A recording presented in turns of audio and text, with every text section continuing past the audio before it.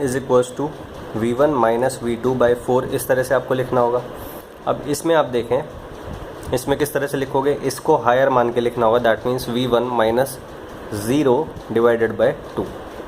ठीक है, सो आप अब देखें KCL means incoming current is equals to outgoing currents. Now incoming मैं सिर्फ इसको मान रहा हूँ, बाकी मैंने खुद से आउटगोइंग एज्यूम करी है। तो इनकमिंग की साइड आपको 5 लिखना है। आउटगोइंग करंट क्या होगी, फर्स्ट करंट इज दिस। ठीक है, करंट इस डायरेक्शन में फ्लो कर रही है, दैट मीन्स मैं इसको हायर एज्यूम कर रहा हूँ वेरिएबल को, that means higher minus lower divided by 4 plus इसको भी मैंने आउटगोइंग करंट एज्यूम करा है।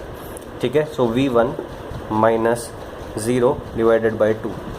ठीक है, सो यहाँ से आपको फर्स्ट इक्वेशन मिलेगा। ऐसे ही KCL at the rate second आपको लगाना होगा। सो ये incoming is equals to outgoing. So ये जो करंट है ये तो मैंने देख लिया करंट सोर्स के हिसाब से। ठीक है, सो करंट सोर्स की डायरेक्शन के हिसाब से ये करंट इनकमिंग है। सो ये इसका मैं कुछ नहीं कर सकता, इसको मैंने इनकमिंग रखा। ठीक है, बाकी जो मुझे खुद से एज्यूम करना है, एक करंट ये भी होगा इस नोड के हिसाब से। ये कौन सा करंट है, आउटगोइंग। सो ये करंट होगा आपका 5। फिर इसको भी मैं आउटगोइंग करंट एज्यूम करता हूँ, इसको भी आउटगोइंग एज्यूम करता हूँ।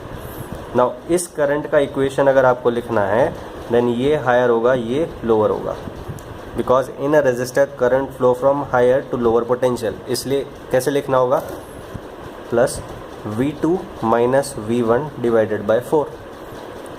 ठीक है, नाउ अब इस करंट को आउटगोइंग के हिसाब से कैसे लिखना होगा, V2 माइनस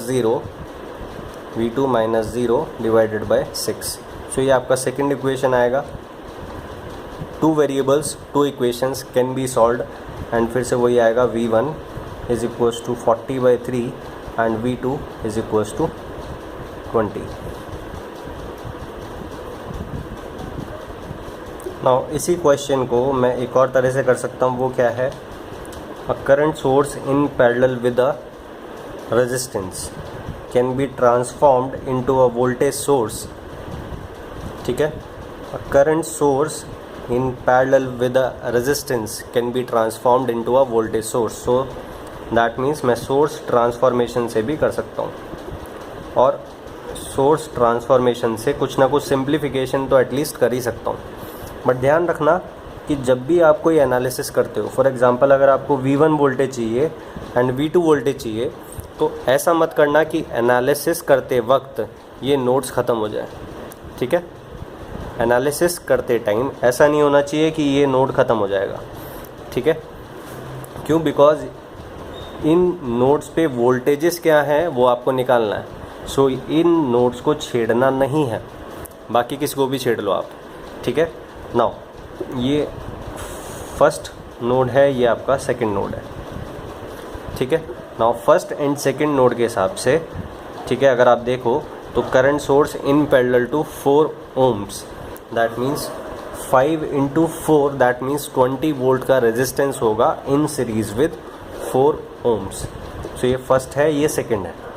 ठीक है, current source in parallel with resistance को मैं रिप्लेस कर रहा हूँ voltage source in series with resistance. ठीक है, अब ये जो रेजिस्टेंस होगा ये यही रेजिस्टेंस होगा। ठीक है, अब पोलैरिटी की बात आती है। पोलैरिटी करंट इस डायरेक्शन में है, इसलिए इधर प्लस इधर माइनस आएगा। अब इसका मैग्नीट्यूड की बात आती है, तो मैग्नीट्यूड होगा current into resistance, that means 20 volts. ठीक है, now this is first node, second node. Nodes को ऐसे ही रखना है, छेड़ना नहीं है। अब फर्स्ट नोड से ऐसे इस तरह से रेजिस्टेंस आया आपका, ये कितना हुआ 2 ohms का, एंड ये अब ये 2 है, ये आपकी 0 नोड है। ठीक है, नाउ जब आप चेंज कर रहे हैं देन नोड्स को आपको छेड़ना नहीं है। सो सेकंड एंड 0 नोड के रेस्पेक्ट में आप इस current source in parallel with the resistance को वोल्टेज सोर्स में कन्वर्ट कर रहे हो। सो 2 एंड 0 आपने इंटैक्ट ऐसे ही रखने हैं नोड्स। ठीक है, नाउ अब एक सीरीज़ में रेजिस्टेंस आएगा। ठीक है, उसका वैल्यू क्या होगा, 6 ही होगा। अब एक आइडियल वोल्टेज सोर्स आएगा, क्योंकि ऊपर की तरफ करंट है इसलिए ऊपर प्लस होना है, नीचे माइनस होना है। एंड 10 × 6 दैट मीन्स 60 वोल्ट्स आपका क्या होना है, वैल्यू होना है इसका। ठीक है, नाउ अब आप देख सकते हैं ये एक सीरीज सर्किट हो गया, माइनस प्लस दैट मीन्स दोनों सोर्सेज एडिटिव हैं। ठीक है, माइनस प्लस। सो टोटल जो प्रेशर है वो किस साइड है, माइनस प्लस से करंट निकलेगा। ठीक है, माइनस प्लस। इलेक्ट्रिकल प्रेशर कितना है टोटल, 60 + 20 दैट मीन्स 80। ठीक है, रेजिस्टेंस टोटल कितना है, 6 + 4 that means 10 + 2 that means 12। So I is equals to this, that means कितना आएगा आपका 10, कितना आएगा आपका 4 20 4 3। सो 20/3 आपका करंट आएगा। ठीक है, सो 20/3 करंट आ गया, दैट मीन्स 20/3 इधर फ्लो करेगा। ठीक है, सो ड्रॉप कितना होगा, ड्रॉप मीन्स ये ड्रॉप कितना होगा 20/3 × 6। ठीक है, दैट मीन्स 40 वोल्ट्स का ड्रॉप होगा।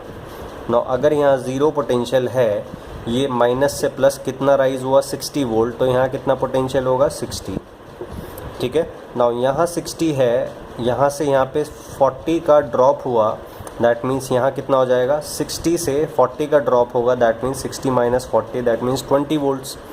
सो सेकंड जो नोड है वहाँ पे कितना पोटेंशियल है 20 वोल्ट्स, एंड 20 वोल्ट्स ही आपका पहले मेथड में आंसर आया था।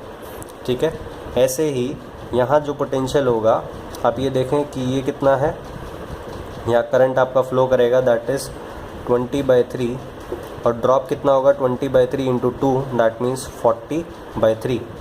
ना अगर यहाँ ज़ीरो पोटेंशियल है, ये माइनस से प्लस कितना राइज हुआ 40/3 का, तो यहाँ कितना पोटेंशियल होगा 40/3 वोल्ट्स। ठीक है, सो फर्स्ट नोड पे कितना पोटेंशियल आया 40/3 volts. So V1 is equals to 40/3 and V2 is equals to 20 volts, same answer आएगा। ठीक है।